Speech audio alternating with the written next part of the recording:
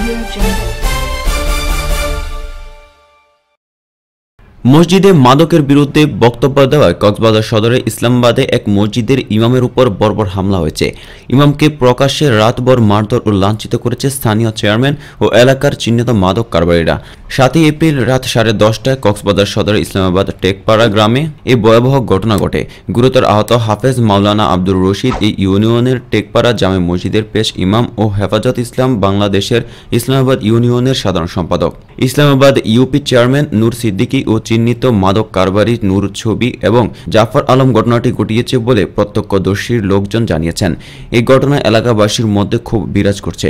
স্থানীয়রা ঘটনায় জড়িতদের দৃষ্টান্তমূলক শাস্তির দাবি করেছে। হামলার বিষয়ে ব্যবস্থা নিতে ইতিমধ্যে মামলার প্রস্তুতি ও বৃহত্তর আন্দোলনের ঘোষণা দেন হেফাজতে ইসলামী বাংলাদেশ কক্সবাজার জেলা শাখার সাধারণ সম্পাদক মাওলানা ইয়াসিন হাবিব। মঙ্গলবার সন্ধ্যায় কক্সবাজার শহরে এই ঘটনার সুষ্ঠু তদন্তপূর্বক বিচার চেয়ে সংবাদ সম্মেলন করেছে হেফাজত ইসলামী বাংলাদেশ কক্সবাজার জেলা।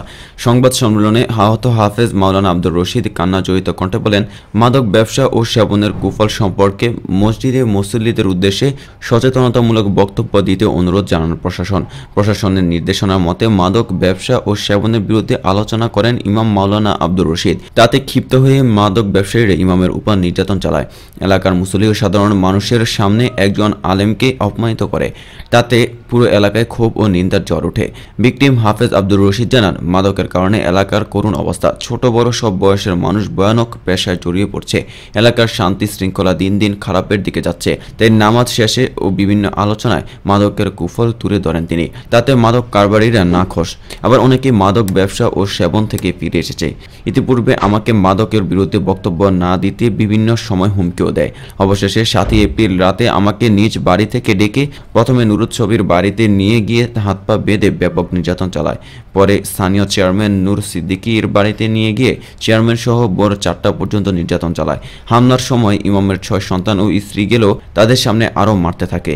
এই হামলা দেখে ইমামের বড় মেয়ে মাটিতে লুটিয়ে পড়ে। পরে সকালে স্থানীয় মেম্বার আব্দুর রাজ্জাক খবর পেয়ে তাকে উদ্ধার করে প্রথমে ঈদগাহ একটি বেসরকারি হাসপাতালে প্রাথমিক চিকিৎসা দেয়। অবস্থার অবনতি দেখে দ্রুত কক্সবাজার জেলার সদর হাসপাতালে নিয়ে যায়। বর্তমানে তিনি জেলা সদর হাসপাতালে চিকিৎসাধীন রয়েছেন।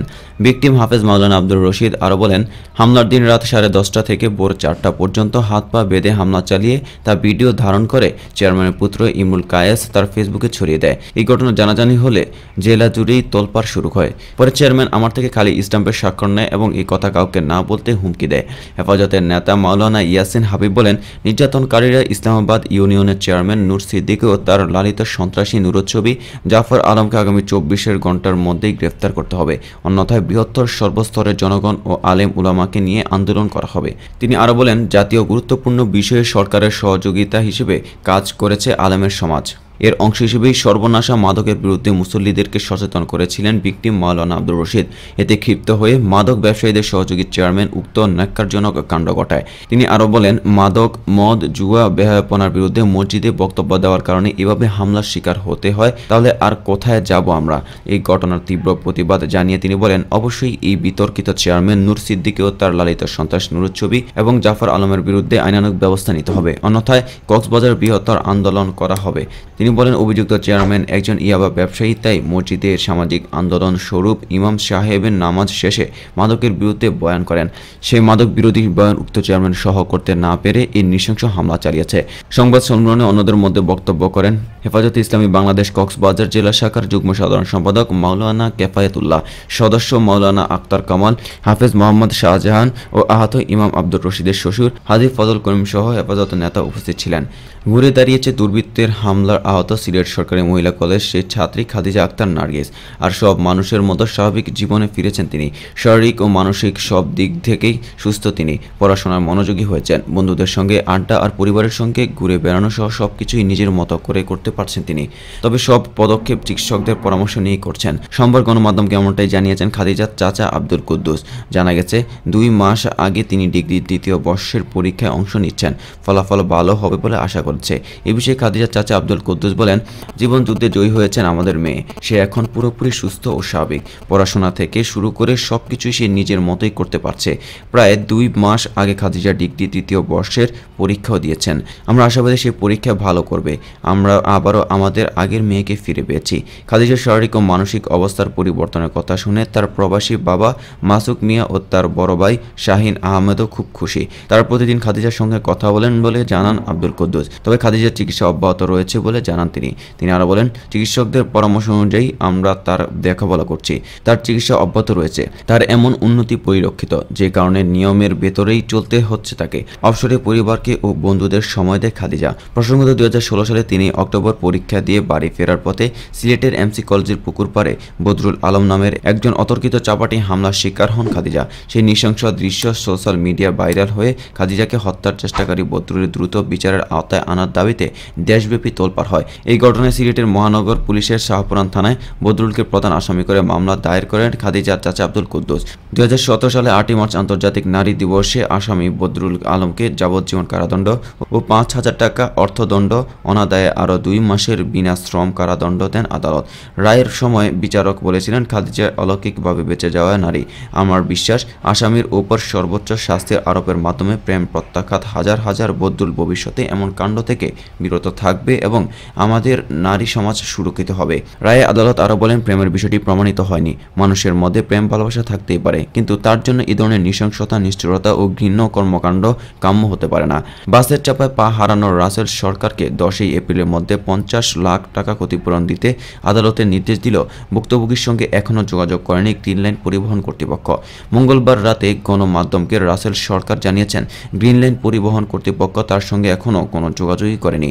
এদিকে গ্রিনল্যান্ড পরিবহন কর্তৃপক্ষকে রাসেল সরকারকে 50 লাখ টাকা দিতে হাইকোর্ট যে আদেশ দিয়েছিলেন তা বাস্তবায়নের বিষয়ে আদেশের জন্য আজ বুধবার হাইকোর্ট দিন ধার্য করেছে। হাইকোর্টের আদেশে স্থগিত চেয়ে বাংলাদেশ সড়ক পরিবহনের মালিক সমিতির পক্ষে মঙ্গলবার দুপুরে চেম্বার আদালতে একটি আবেদন নিয়ে যাওয়া হয় বলে জানান রিট আবেদনকারী সুপ্রিম কোর্টের আইনজীবী উম্মে কুলসুম। তিনি বলেন, মালিক সমিতির পক্ষে সভাপতি মাহবুবুর রহমান আবেদনটি করেন। এতে হাইকোর্টের 12 মার্চে দেওয়া আদেশ স্থগিত চাওয়া হয়। শুনেছি আবেদনের পক্ষে লড়তে আইনজীবী আব্দুল মতিন খসরুকে নিয়ে যাওয়া হয়, তবে তিনি মামলা পরিচালনায় অসম্মতি জানালে আবেদনটি বুধবার শুনানির জন্য রাখা হয়। এ বিষয়ে আব্দুল মতিন খসরু বলেন, মালিক সমিতির পক্ষে মামলাটি লড়ার জন্য অনুরোধ করা হয়েছিল, তবে ঘটনা জানার পর আমি মানসিকভাবেই ভিকটিমের পক্ষে, তাই মামলা পরিচালনায় অপারগতা প্রকাশ করেছি। রাসেলের পা হারানোর ঘটনায় কোটি টাকার ক্ষতিপূরণ চেয়ে আইনজীবী উম্মে কুলসুমের করা এক রিটের পরিপ্রেক্ষিতেই গত 12 মার্চ হাইকোর্ট এক আদেশেই 2 সপ্তাহের মধ্যে রাসেলকে 50 লাখ টাকা দিতে গ্রিনল্যান্ড পরিবহন কর্তৃপক্ষকে নির্দেশ দেন। সেই সঙ্গে প্রয়োজন হলে তার পায়ে অস্ত্রোপচার এবং কাটা পড়া বাঁ পায়ে সর্বাধুনিক প্রযুক্তি ব্যবহার করে কৃত্রিম পা লাগিয়ে খরচ দিতে ওই পরিবহন কর্তৃপক্ষের নির্দেশ দেয়। এর অগ্রগতি হলফনামার আকারে 31 মার্চের মধ্যে আদালতে দাখিল করতে বলা হয়। তবে হাইকোর্ট 12 মার্চের আদেশের বিরুদ্ধে গ্রিনল্যান্ড পরিবহন আপিল বিভাগে আবেদন করে, যা 31 মার্চ খারিজ হয়। ফলে হাইকোর্টের আদেশ বহাল থাকে। এরপর সেই দিন হাইকোর্টের ইতিপূর্বে দেওয়া আদেশ 3 এপ্রিলের মধ্যে গ্রিনল্যান্ড পরিবহন কর্তৃপক্ষের বাস্তবায়ন করতে বলে আদেশের জন্য 4 এপ্রিল দিন রাখেন। ধার্য তারিখে গ্রিনল্যান্ড পরিবহন মহাব্যবস্থাপক আদালতে হাজির হয়ে জানান, গ্রিনল্যান্ড পরিবহনের মালিক চিকিৎসার জন্য দেশের বাইরে আছেন, 9 এপ্রিল ফিরবেন। এরপর হাইকোর্ট 10 এপ্রিল আদেশের জন্য দিন ধার্য করেন। রাজশাহী সহ দেশের বড় আম বাগানের পাশে আমে যেন কোনো ধরনের ক্ষতিকর রাসায়নিক বা কেমিক্যাল ব্যবহার রোধে আগামী 7 দিনের মধ্যে আইনশৃঙ্খলা বাহিনীর মোতায়েন নির্দেশ দিয়েছেন হাইকোর্ট। আগামী 7 দিনের মধ্যে রাজশাহী বিভাগীয় কমিশনার ও ডিআইজিকে এই নির্দেশ বাস্তবায়ন করতে বলা হয়েছে। এক রিটের সম্পূরক আবেদনের শুনানি নিয়ে আজ মঙ্গলবার হাইকোর্টের বিচারপতি FRM নাজমুল আহসান ও বিচারপতি KM কামরুল কাদের সমন্বয়ে গঠিত বেঞ্চে আদেশ দেন। একই সঙ্গে ফলের বাজার ও গুদাম রাসায়নিক ব্যবহার বন্ধে একটি পর্যবেক্ষণ টিম গঠন করতে বলা হয়েছে। পুলিশের আইজিপি STI র্যাবের মহাপরিচালককে আদেশ বাস্তবায়ন করে 1 মাসের মধ্যে প্রতিবেদন দাখিলের নির্দেশ দিয়েছেন আদালত। আদালতে আবেদনের পক্ষে শুনানি করে আইনজীবী মঞ্জুরুল মোর্শেদ, রাষ্ট্রপক্ষে শুনানি করেছে সহকারী অ্যাটর্নি জেনারেল মোহাম্মদ সাইফুল আলম। 2012 সালের 29 ফেব্রুয়ারি মানবাধিকার সংগঠন human rights and piece for বাংলাদেশের পক্ষে মঞ্জুর মোর্শেদের করে এই রিটের শুনানি নিয়ে হাইকোর্ট এর রায় দেন।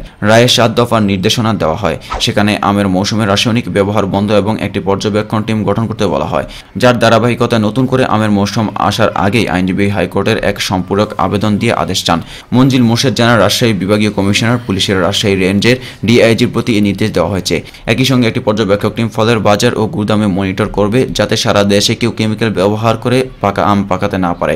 পুলিশের মহাপরিদর্শক, বিএসটিআই এর ব্যবস্থাপনা পরিচালক, র্যাবের মহাপরিচালক, বিএসটিআই এর পরিচালক এই আদেশ বাস্তবায়ন করে 30 দিনের মধ্যে প্রতিবেদন দিবে।